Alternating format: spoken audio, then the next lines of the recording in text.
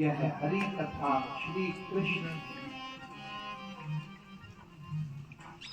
कलयुग के कलिहरण माने कलयुग में जितने भी अमंगल हैं ये भगवान की कथा सुनने से सब अमंगल नष्ट हो जाते हैं और मंगल करण और संपूर्ण मंगलों को करने वाली ये प्रभु की कथा है। ऐसा श्रीमद् भागवत में श्रीमद् रामचरितमानस में लिखा है, मंगल करणी कलिमल हरण तुलसी कथा रघुनाथ। इस प्रकार से भगवान की पावन कथा को जो नियम से सुनते हैं भगवान उनके बिगड़े हुए काम बना देते हैं और मन में जो संकल्प है भगवान उसको पूरा करते हैं। आज श्रीमद् भागवत की पावन कथा जो प्रातः काल वेला में मंगल कलश यात्रा यहाँ से प्रारंभ की और शिव भोलेनाथ जो 5,500 वर्ष प्राचीन मंदिर जहाँ भगवान के परम भक्त पांचों पांडवों ने वो स्थापना की भगवान शंकर की बाणेश्वर महादेव और जो देवी माता भी वहाँ वैष्णवी माता बैठी जैसे गुफा वैष्णो माता की चलती है और वो पावन पवित्र जल कलशों में स्थापित किया और भगवती माता रानी की कृपा हुई और वो जल भर के यहाँ हम लोग आए हैं।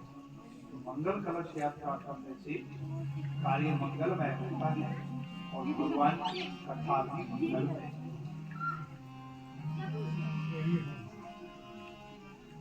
अब कथा प्रारंभ हो रही है। तो भागवत कथा में सबसे पहले महात्मा का वर्णन किया है। महात्मा का मतलब है महात्म्य, इसका मतलब है महिमा। भगवान की कथा श्रवण करके जिसका उद्धार हुआ वो महत्वपूर्ण बात कथा। ये जो महात्मा की कथा है वो पद्म पुराण से ली गई है। 18 पुराण हैं, 4 वेद हैं, 4 उपवेद। 18 पुराणों में सभी पुराण अपनी अपनी जगह श्रेष्ठ है, लेकिन श्रीमद् भागवत महापुराण सर्वश्रेष्ठ बताया है। बोले यह श्रीमद् भागवत महापुराण की कथा करने से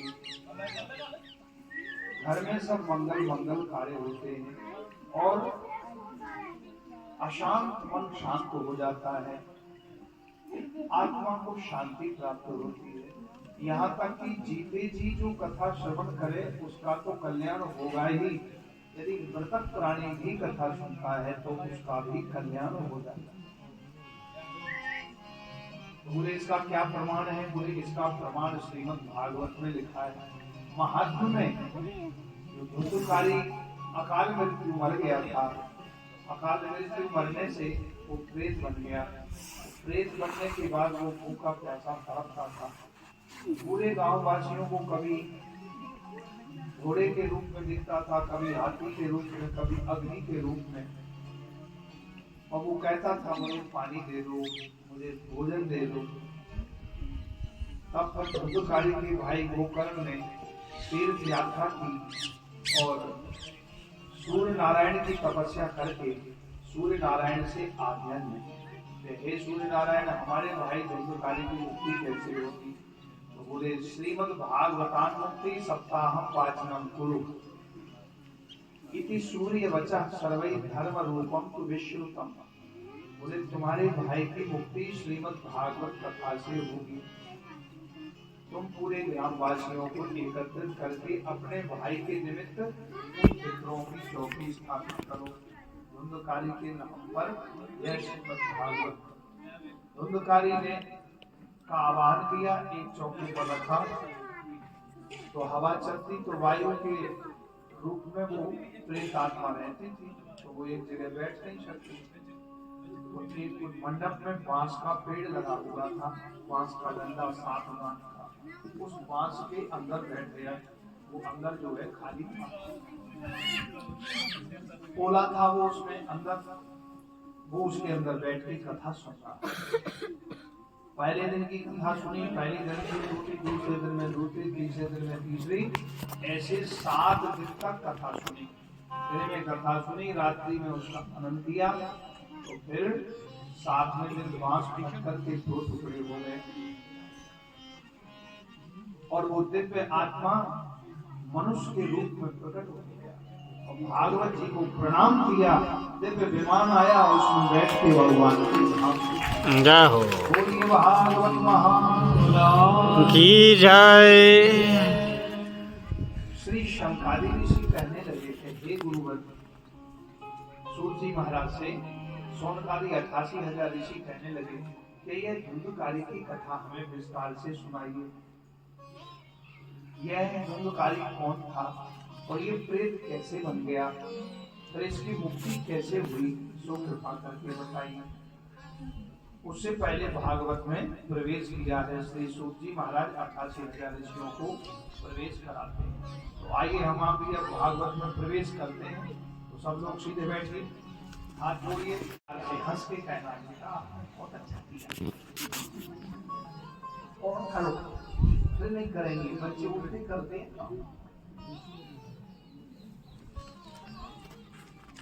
नहीं तो उसको प्यार से ही कहो बहुत अच्छा, आगे से इतना अच्छा काम नहीं करना, प्यार से समझा। यदि बच्चा ने गलती की और तुमने 2-4 उसमें मार दिए धमाधम, बच्चा फिर गल जाके और ज्यादा करेगा, तो ऐसा बच्चों को प्यार से समझा। और ओम नमो भगवते वासुदेवाय इस मंत्र की जप माला जपें। यदि ये गुरु मंत्र लिया है तो गुरु मंत्र की माला जपें। 5 माला सुबह 5 शाम को कम से कम, और ज्यादा समय मिले तो कथा भी सुनो और कथा में बैठ के भी माला जप सकते। तो ये नियम कथा का होना चाहिए। ऐसा करने से क्या लाभ होगा? बोले मानसिक लाभ, आपका जो माइंड है वो बिल्कुल शांत रहेगा, no tension, no BP high, no sugar, no stomach problem, always happy, हमेशा प्रसन्न रहे, क्योंकि सदैव प्रसन्न रहना ये सबसे बड़ी दवा है, सबसे बड़ी औषधि। तो सदैव प्रसन्न भगवान के सत्संग से रह सकते हैं। जब आपको कोई चिंता नहीं होगी, टेंशन नहीं होगा, तो टेंशन चिंता से ही ज्यादातर बीमारियां आती हैं। तो चिंता टेंशन को छोड़ो, हाय हेलो छोड़ो और राधे राधे बोलो। हाय कहते ना, हाय एक तो हाय वो होता है हाय, उसमें हाय लग जाती है, वो एक हाय हाय करते, हाय हमारा ये नहीं हुआ, ये नहीं हुआ, ये हाय। तो हाय और एक हेलो मोबाइल, हेलो, हाँ जी हेलो, अच्छा जी, हाँ जी। वहीं हंसने लगेंगे, मोटरसाइकिल चलाते चलाते ऐसे करें, पता लगा एक्सीडेंट हो गया, मोबाइल नहीं छोड़े। तो ये हाय हेलो छोड़ो और राधे राधे बोलो, राधे राधे, जय श्री राधे, जय श्री राधे। तो ये श्रीमद् भागवत कथा के नियम बताए गए हैं। भागवत कथा में सबसे बड़ा नियम बताया क्या, नैनि से सूतमासीन मभिवाद्य महामति कथामृतरसास्वाद कुशलः शौनको ब्रवीत्, कुशलः शौनको अज्ञानध्वान्त विध्वंस कोटि सूर्य समप्रभा, सूताख्याहि कथा सारम् मम कर्णरसायनम्,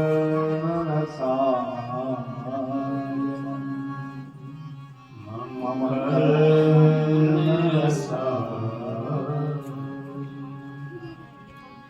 भक्ति ज्ञान विरागात्तो विवेको वर्धते महान्, माया मोह निरासश्च वैष्णवैः क्रियते कथम्, वैष्णवैः क्रियते कथम्। नैनि से सूत्रमासीनाम् अभिवाद्य महामतिम् कथा मृतर शाश्वाद कुशलाः शौनको ब्रवीत्। इसका अर्थ है, नैमिषारण्य क्षेत्र में शौनकादि 88,000 ऋषि बैठे हुए हैं और उनमें से श्रेष्ठ ज्ञानी श्री सूत जी महाराज ने 88,000 ऋषियों को कथा सुनाई। 88,000 ऋषियों ने श्री सूत जी महाराज से प्रार्थना की कि हे महाराज, आप हमें ऐसी कथा सुनाओ जिस कथा को सुनकर के हमारा मन शांत हो जाए, हमें परम शांति की प्राप्ति हो। किन्होंने कही ये बात? ये किसने की? 88,000 ऋषियों ने। किससे की? सूत जी महाराज। सूत जी महाराज कथा सुना रहे हैं। रोमहर्षण ऋषि के पुत्र हैं सूत जी महाराज। तो उनको व्यास आसन पर बिठाया और प्रार्थना की कि हे महाराज, आप इतने बड़े ज्ञानी हो कि आप ज्ञानियों में करोड़ों सूर्य के समान, और एक सूरज है पूरे जगत में उजिला देता है, तो वो सूर्य नारायण के जैसे करोड़ों सूर्य के बराबर ज्ञानी है। कितना ज्ञान है उनके अंदर, बहुत ज्ञान है।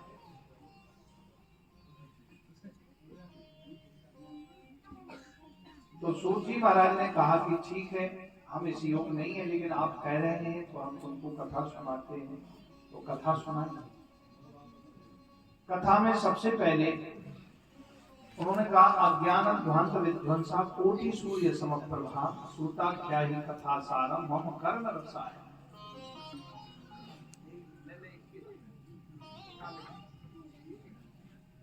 तो भगवान के लिए दो ले लेना, एक उसको ले जा भैया, वो ले जा। हाँ ये सूत जी महाराज है। भगवान की लीला होती है ना, तो ये उसी समय प्रसंग पे आवे तो ये भाव होता है। पहले भी आ सकता था वो केला लेने, सूत जी महाराज के समय क्यों आए? तो बाल रूप में भगवान ही आते हैं, ये समझने वाली बात है। भगवान हर दिन हर व्यक्ति को संकेत देते हैं, और समझ लिया तो उसको दर्शन हो जाता है, और नहीं समझ पाया तो अगला दिन फिर आएगा। तो ये भाव होता है। तो सूत जी महाराज ने 88,000 ऋषियों को सुनाया। क्या सुनाया? बोले, हे ऋषियों, हम तुमको वो कथा सुनाते हैं जिस कथा को सुनने के लिए बड़े बड़े देवता भी तरसते हैं, ब्रह्मादि देवताओं को भी सुलभ नहीं है। भगवान की कथा सुनने के लिए बड़े बड़े ऋषि मुनियों ने कहा, बड़े बड़े ऋषि मुनि, और वो ऋषि मुनि जिनकी जटाएं इतनी बड़ी बड़ी हैं जो जमीन में लग रही हैं, ऐसे सिद्ध योगी, और जिनका भगवान का ध्यान करते करते, मेडिटेशन, भगवान का ध्यान करते करते आंख बंद किए हैं, और आंख बंद करते करते आंखों के पलके 4-4 अंगुल नीचे लटक गए, जिनकी उम्र 5000 वर्ष, 5000 ईयर ओल्ड, 5000 वर्ष पुराने संत, 10,000 वर्ष पुराने ऋषि मुनि, और जिनको तत्व ज्ञान हो गया, और वो भगवान के चरणों का ध्यान कर रहे हैं।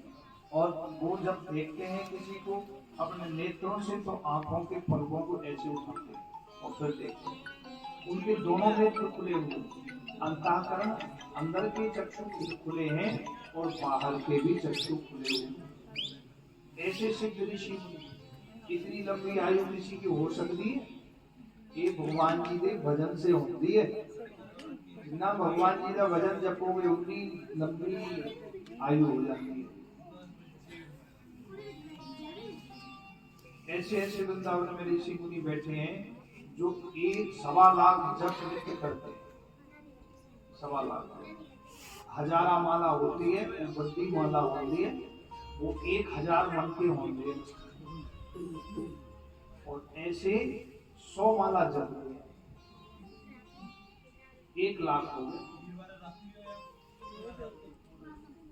1.25 लाख जप करते हैं, 125 माला जप वृंदावन में बैठ के निधिवन सेवा कुंज के पास में, और ब्रिज 84 कोस परिक्रमा में चरण पहाड़ी पे और फिसलनी शिला पे, उसके पास में बड़ी बड़ी ऋषि मुनि हैं, वहाँ तप करते हैं। और काम वन में काम, जहाँ भगवान भोलेनाथ का मंदिर है, कामेश्वर महादेव, वहाँ पर बड़े बड़े ऋषि मुनि रहते हैं, और कदम खंडी में रहते हैं। वहाँ से आगे काम वन के आगे बरसाने के पास में कदम खंडी है, वहाँ भी, वहाँ तो प्रमाण है, कदम खंडी में झाड़ियों में एक बाबा संत की लटें फंस गई, जटाएं झाड़ियों में, तो फिर भगवान श्री कृष्ण और राधा वहाँ आए, उन्होंने उनकी लटों को खोला। वृंदावन की पूरे ब्रिज मंडल की 84 कोस परिक्रमा वो पैदल करते थे, 24 घंटे में, ऐसे हवा वायु की तरह दौड़ते। उनका फिक्स था ब्रेकफास्ट, सुबह का जो नाश्ता होगा वो राधा रानी के बरसाने में, उनके चरणों में जो मिल जाएगा। तो चलते चलते ही लेते थे, हाथ में लिया, पाते जा रहे, चलते जा रहे। रास्ते में कहीं झरने का या कहीं जल मिल गया, कुएं से थोड़ा किसी ने लिया तो जल लिया, थोड़ा चलते चलते पिया, हाथ धोए चलते, इतनी स्पीड में चलते राधा कृष्ण राधा कृष्ण राधा कृष्ण जपते। तो पूरा चलते चलते जब कदम खंडी में आए, तो कदम खंडी में झाड़ियां हैं, कीकर के पेड़ हैं, और बड़े बड़े पेड़ झाड़ियां हैं, जिसमें उनके अंदर से जाना होता है परिक्रमा के लिए पैदल। तो बाबा की लटें बहुत लंबी थी, जटाएं जमीन में रखी थी। उन बाबा का नाम था चतुर चिंतामणि चतुर्भुज दास बाबा। तो ब्रजवासी उसको शॉर्टकट में उसका नाम बोलते थे चतुरा बाबा, शॉर्ट नाम। बोले बाबा इतना लंबा नाम, चतुर चिंतामणि चतुर्भुज दास बाबा, बोले हम तो चतुरा बाबा कहेंगे, सीधी बात। भाई अच्छे संत ब्रजवासियों से बहुत प्रेम करते, तो चतुरा बाबा उनका नाम रख दिया। अब बाबा दौड़ते जा रहे थे, उनकी लंबी लंबी जटाएं थी, वो झाड़ी में फंसी, और जैसे झाड़ी में फंसी तो बाबा पासे ऐसे, बाबा ने खींचा, नहीं खींची, दोनों हाथ से खींचा, नहीं खींची, तो बाबा वहीं खड़े हो गए, अब नहीं जाऊंगा। पीछे से और भी लोग यात्रा कर रहे थे, और संत हैं, सदगृहस्थ भक्त लोग, तो यात्रा करते करते आए बाबा की लटे। तो बाबा गाँव में सुलझाल है, हाथ मत लगाना मेरी लटों से। बाबा तुमको 3 दिन हो गए, तुमने ना भोजन किया ना पानी पिया, भूखे प्यासे मर जाओगे। बोले नहीं, मेरी लटों को छूना मत, मैं मरूं चाहे जिंदा रहूं। बाबा तो कौन सुलझाएगा इन्हें, ये उलझ गई। बोले जिसने उलझाया वही सुलझाएगा, वही सुलझाएगा। जिसने मेरी लटों को, जटाओं को फंसा दिया है झाड़ियों में, वही निकालेगा। उनको तो विश्वास था भगवान का, भगवान के परम भक्त थे। बाबा को 3 दिन और 3 रात हो गए, 3 दिन और 3 रात हो गए। श्री राधा रानी को दया आ गई, क्योंकि राधा रानी तो बहुत करुणामयी, बहुत जल्दी कृपा करती भक्तों। श्री राधा रानी ने कहा श्री श्याम सुंदर से, हे श्याम सुंदर, हे प्रभु जाइए, आपका परम भक्त है, जाओ उन संत पर कृपा करो। उन झाड़ियों में आपका रूप देख रहे हो और वो आपके बिना नहीं जाएंगे। भगवान श्री कृष्ण गए, चतुरा बाबा के पास तो उनकी लंबी लंबी जटाएं वो फंस गई झाड़ी में। तो भगवान श्री कृष्ण प्रकट होके और दर्शन दिए। बोले बाबा मैं आ गया हूँ,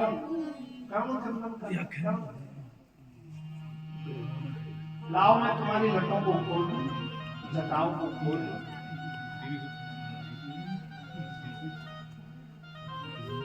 चतुरा बाबा बोले मेरी जटाओं को छूना मत। कौन हो तुम?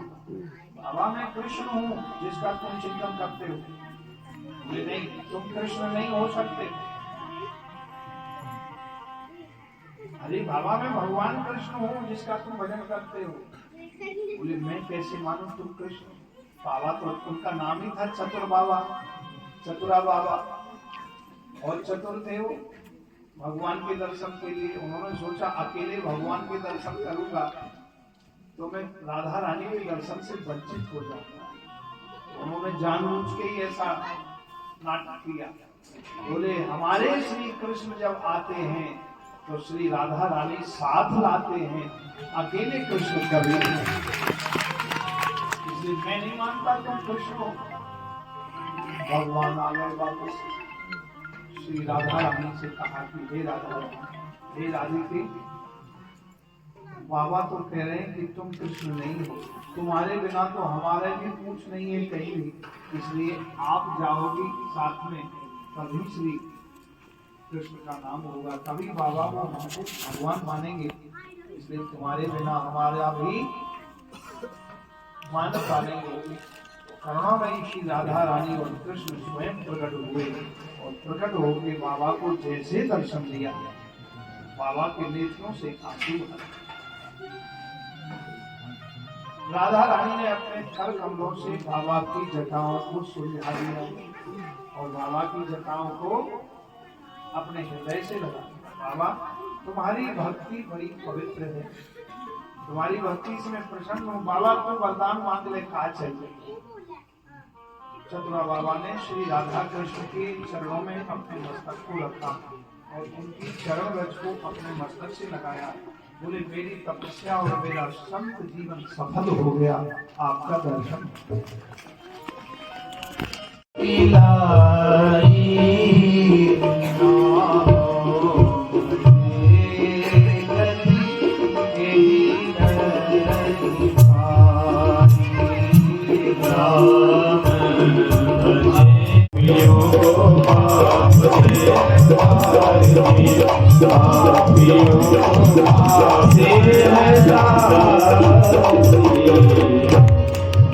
राधे राधे राधे राधे राधे राधे राधे राधे